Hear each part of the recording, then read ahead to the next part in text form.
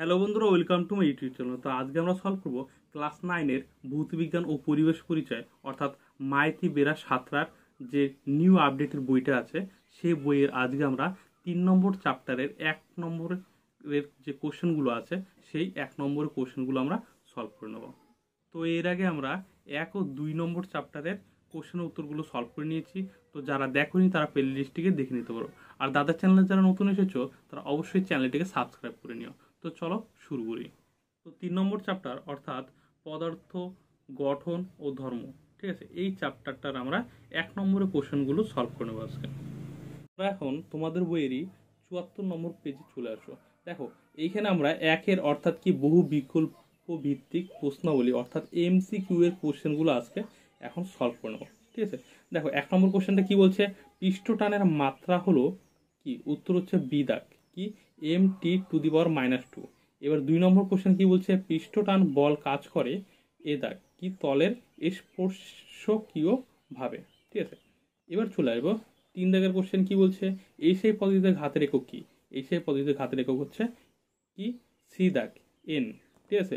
এবার চলে আসবো 4 নম্বর কোশ্চেন কি বলছে, তরল বা কঠিনের আপেক্ষিক গুরুত্ব নির্ণয়ে জলের তাপমাত্রা কত রাখা হয়, উত্তর হচ্ছে সি দাগ কি 4°C। এবার 5 দাগের কোশ্চেন কি বলছে, পরন্তু বৃষ্টির ফোঁটার প্রান্তিক বেগ লাভ করার কারণ হলো, উত্তর হচ্ছে এ দাগ কি বায়ুর সান্দ্রতা। এবার 6 নম্বর কোশ্চেন কি বলছে, 6 নম্বর কোশ্চেন হচ্ছে বার্নৌলির নীতি কোন রাশির সংরক্ষণের উপর ভিত্তি করে প্রতিষ্ঠিত হয়, উত্তর হচ্ছে সি দাগ কি শক্তি। এবার 7 দাগের কোশ্চেন কি বলছে, বিকৃতির একক হলো, উত্তর হচ্ছে ডি দাগ কি একক নেই, ঠিক আছে। এবার 8 দাগের কোশ্চেন কি বলছে, 8 দাগের কোশ্চেন হচ্ছে স্থিতি স্থাপক সীমার মধ্যে পীড়ন আলফা বিকৃতি, এই সূত্রটি হলো, উত্তর হচ্ছে ডি দাগ কি হুকের, ঠিক আছে, উত্তর হচ্ছে হুকের। এবার আমরা চলে আসবো 9 দাগের কোশ্চেন। 9 দাগের কোশ্চেনটা কি বলছে, কোন পদার্থটির স্থিতি স্থাপকতা সর্বাপেক্ষা বেশি, উত্তর হচ্ছে এ দাগ কি ইস্পাত। এবার 10 দাগের কোশ্চেন কি বলছে, জলে সাবান যোগ করলে জলের পৃষ্ঠটান, উত্তর হচ্ছে এ দাগ কি কমে। এবার 11 দাগের কোশ্চেন কি বলছে, বল ধ্রুবকের একক হলো, উত্তর হচ্ছে এ দাগ কি N/m, ঠিক আছে, অর্থাৎ নিউটন পার মিটার। এবার 12 দাগের কোশ্চেন কি বলছে, একটি বস্তুর বায়ুতে ওজন 25 গ্রাম এবং জলে নিমজ্জিত অবস্থায় ওজন 20 গ্রাম, বস্তুর আয়তন কত হবে, উত্তর হচ্ছে এই ডি দাগ কি 5 সিসি, ঠিক আছে। এবার চলে আসবো 13 দাগের কোশ্চেন কি বলছে, ক্ষুদ্র বৃষ্টির ফোঁটার গোলাকার হওয়ার কারণ হলো, উত্তর হচ্ছে এ দাগ কি পৃষ্ঠটান। এবার চলে আসবো 14 দাগের কোশ্চেন কি বলছে, তরলের আংশিক বা সম্পূর্ণ নিমজ্জিত বস্তুর ওজনের আপাত হ্রাস, উত্তর হচ্ছে বি দাগ কি অপসারিত জলের ওজনের সমান, ঠিক আছে। এবার আমরা চলে আসবো নেক্সট কোশ্চেন। এবার দেখো 15 দাগের কোশ্চেন কি বলছে, এসআই পদ্ধতিতে সান্দ্রতা গুণাঙ্কের একক হলো, উত্তর হচ্ছে সি দাগ কি PAS, ঠিক আছে। এবার পরের কোশ্চেন হচ্ছে 16 দাগ কি বলছে, তরলে নিমজ্জিত অবস্থায় একটি বস্তু ভাসমান অবস্থায় রয়েছে, সমগ্র সংস্থাটি বিনা বাধায় পতনশীল হলে বস্তুর ওপর তরল কর্তৃক ঊর্ধ্বমুখী ঘাত হবে, উত্তর হচ্ছে বি দাগ কি অপসারিত জলের ওজনের সমান। এবার চলে আসবো 17 দাগের কোশ্চেন কি বলছে, আকাশে মেঘ ভেসে থাকার কারণ, উত্তর হচ্ছে ডি দাগ কি নিম্নচাপ। এবার 18 দাগের কোশ্চেন বলছে, উষ্ণতা বৃদ্ধি করলে কোনো বস্তুর স্থিতি স্থাপকতা, উত্তর হচ্ছে বি দাগ হ্রাস পায়, ঠিক আছে। এবার আমরা চলে আসবো নেক্সট পার্ট অর্থাৎ কি 2 অর্থাৎ অতি সংক্ষিপ্ত উত্তর ভিত্তিক প্রশ্নাবলী, ঠিক আছে, যেটাকে সংক্ষিপ্ত বলা হয় VSAQ, ঠিক আছে। এই প্রত্যেকটা কোশ্চেনের মানও কিন্তু এক এক করেই, ঠিক আছে। তো এই কোশ্চেনগুলো সবার প্রথমে কি বলছে, শূন্যস্থান পূরণ করো, সবার প্রথমে আমাদের শূন্যস্থান পূরণ করতে হবে। দেখো 1 নম্বর কোশ্চেন কি বলছে, 1 নম্বর কোশ্চেন হচ্ছে ঘাতের এসআই একক ড্যাশ, উত্তর হচ্ছে কি নিউটন অর্থাৎ N। 2 নম্বর কোশ্চেন কি বলছে, প্রবাহীর অভ্যন্তরস্থ কোনো বিন্দুতে চাপ গভীরতার সঙ্গে ড্যাশ, উত্তর হচ্ছে সমানুপাতি। 3 দাগের কোশ্চেন কি বলছে, শৌচাগারে ফ্লাশে ড্যাশ ব্যবহৃত হয়, উত্তর হচ্ছে সাইফন। 4 দাগের কোশ্চেন কি বলছে, আপেক্ষিক গুরুত্বের মাত্রা, উত্তর হচ্ছে নেই, ঠিক আছে। এবার 5 দাগের কোশ্চেন কি বলছে, 5 দাগের কোশ্চেন হচ্ছে উত্তাল সমুদ্রের উপর ড্যাশ ঢাললে সমুদ্র শান্ত হয়ে যায়, উত্তর হচ্ছে তেল। এবার সত্য মিথ্যা আমাদের লিখতে হবে, কোনটা সত্য কোনটা মিথ্যা, ঠিক আছে। দেখো 1 নম্বর কোশ্চেন কি বলছে, 1 নম্বর কোশ্চেন হচ্ছে আপেক্ষিক গুরুত্বের কোনো একক নেই, উত্তর হচ্ছে সত্য। 2 দাগের কোশ্চেন কি বলছে পীড়নের একক ও চাপের একক আলাদা, উত্তর হচ্ছে মিথ্যা। এবার 3 দাগের কোশ্চেন কি বলছে সম্পূর্ণ দৃঢ় বস্তুর ইয়ং গুণাঙ্ক অসীম, উত্তর হচ্ছে সত্য, ঠিক আছে। এবার নেক্সট কোশ্চেন কি, এক কথায় উত্তর দাও, অর্থাৎ এই কোশ্চেনগুলো এক কথা উত্তর দিতে হবে, ঠিক আছে। দেখো 1 নম্বর কোশ্চেন বলছি কি চাপের এসআই একক কি, উত্তর হচ্ছে নিউটন পার মিটার স্কোয়ার, ঠিক আছে, এন পার মিটার স্কোয়ার বা এম স্কোয়ার বা কি পাস্কেল ই এ, ঠিক আছে।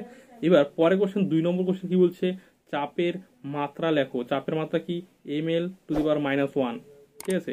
এবার নেক্সট কোশ্চেন 3 দাগের কোশ্চেন কি বলছে প্রবাহিতে ভাসমান বস্তুর আপাত ওজন কত হয়, উত্তর হচ্ছে 0। 4 দাগের কোশ্চেন বলছে ব্যারোমিটারে পারদের লেভেল হঠাৎ নেমে গেলে কিসের পূর্বাভাস পাওয়া যায়, উত্তর হচ্ছে ঝড়। 5 দাগের কোশ্চেন কি বলছে সান্দ্রতা ও ঘনত্ব রাশি দুটি কি একই, উত্তর হচ্ছে আলাদা। 6 দাগের কোশ্চেন কি বলছে, 6 দাগের কোশ্চেন হচ্ছে পৃষ্ঠটানের এসআই একক লেখো, উত্তর হচ্ছে Nm⁻⁻1, অর্থাৎ Newton metre two the power -1, ঠিক আছে।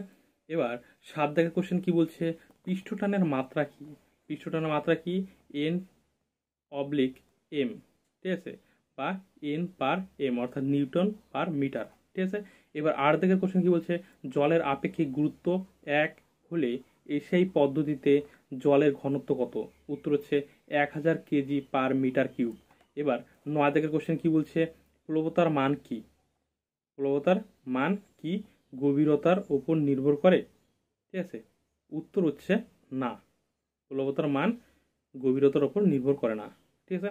এবার 10 দাগের কোশ্চেন কি বলছে 10 দাগের কোশ্চেন হচ্ছে ইয়ং গুণাঙ্কের সিজিএস একক কি, উত্তর হচ্ছে ডাইন পার সেন্টিমিটার স্কোয়ার, ঠিক আছে, DYNE ডাইন পার সিএম তার স্কোয়ার, অর্থাৎ ডাইন পার সেমি স্কোয়ার। এবার 11 দাগের কোশ্চেন কি বলছে 11 দাগের কোশ্চেন হচ্ছে উষ্ণতা বৃদ্ধিতে পদার্থের স্থিতি স্থাপকতার কিরূপ পরিবর্তন ঘটে, উত্তর হচ্ছে হ্রাস পায়, ঠিক আছে, হ্রাস পায়, ঠিক আছে। এবার হয়ের ফলা আকার দন্ত হ্রাস পয়াকার অন্তস্থীয় পায়, ঠিক আছে। 12 দাগের কোশ্চেন বলছে কি বার কিসের একক, বার হচ্ছে চাপের একক। এবার 13 দাগের কোশ্চেন বলছে বায়ুশূন্য স্থানে কি সাইফন কাজ করে, উত্তর হচ্ছে না। এবার 14 দাগের কোশ্চেন বলছে তরলের মধ্যে চাপ ঘনত্বের ওপর কিভাবে নির্ভর করে, উত্তর হচ্ছে ঘনত্ব বাড়লে তরলের চাপ বাড়ে, ঠিক আছে। এবার 15 দাগের কোশ্চেন কি বলছে পীড়নের মাত্রীয় সংকেত কি, পীড়নের মাত্রীয় সংকেত হচ্ছে ml⁻⁻1 T⁻², ঠিক আছে। এবার 16 দাগের কোশ্চেন কি বলছে পীড়ন ও বিকৃতির মধ্যে কোনটি বেশি মৌলিক, উত্তর হচ্ছে বিকৃতি, ঠিক আছে, পীড়ন ও বিকৃতির মধ্যে কোনটি বেশি মৌলিক, বিকৃতি বেশি মৌলিক, ঠিক আছে।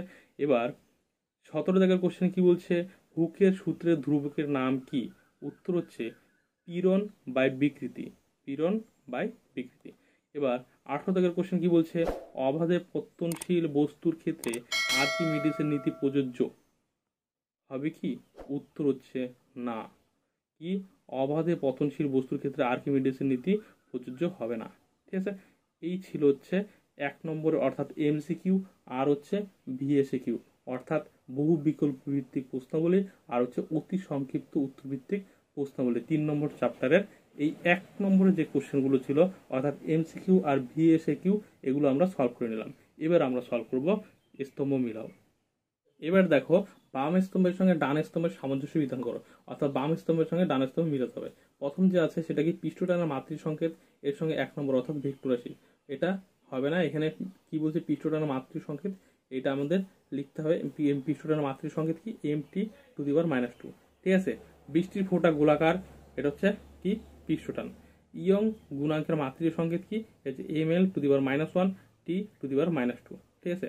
এবার 1 GF কি 1 GF সমান হচ্ছে 980 ডাইন, ঠিক আছে, 1 GF সমান 980 ডাইন, ঠিক আছে। এবার এইখানটাতে দেখো এটা কি, এটা কার মাত্রা, এইখানে এটা হচ্ছে ইয়ং গুণাঙ্কের মাত্রিয় সংকেত এটা। তাহলে পৃষ্ঠটার মাত্রিক সংকেত কোথায়? এখানে লেখা আছে নাই, তার মানে এটা হচ্ছে পৃষ্ঠটার মাত্রিক সংকেত হবে।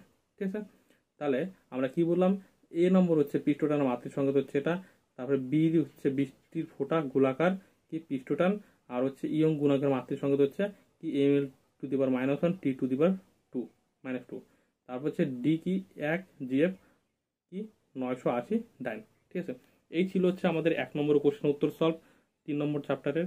তো ভিডিওটা ভালো লাগলে অবশ্যই লাইক কমেন্ট এবং শেয়ার করে দিও। আর দাদা চ্যানেলে যারা নতুন এসেছো তারা অবশ্যই চ্যানেলটিকে সাবস্ক্রাইব করে নিও। আর তোমরা অবশ্যই কমেন্ট করো যে ভিডিওটা কেমন হলো, আর তোমাদের কোন সাবজেক্ট দরকার, যে সাবজেক্টের দরকার বা যে চ্যাপ্টারের দরকার সেই অনুযায়ী তোমরা কমেন্ট করো। তাহলে তোমরা কমেন্ট করলে আমি বুঝতে পারবো যে তোমাদের কোন সাবজেক্টের কোন চ্যাপ্টার দরকার, সেই অনুযায়ী আমি ভিডিও বানানোর চেষ্টা করব। আর তোমাদের কি অনুশীলনী কোশ্চেন উত্তর দরকার, নাকি তোমাদের বুঝিয়ে বুঝিয়ে পড়ানো দরকার, যেটা দরকার সেটা তোমরা কমেন্টে জানিও, তাহলে আমি সেই অনুযায়ী ভিডিও তৈরি করব। তো আজকে এই পর্যন্তই, দেখা হচ্ছে নেক্সট ভিডিওতে। ধন্যবাদ।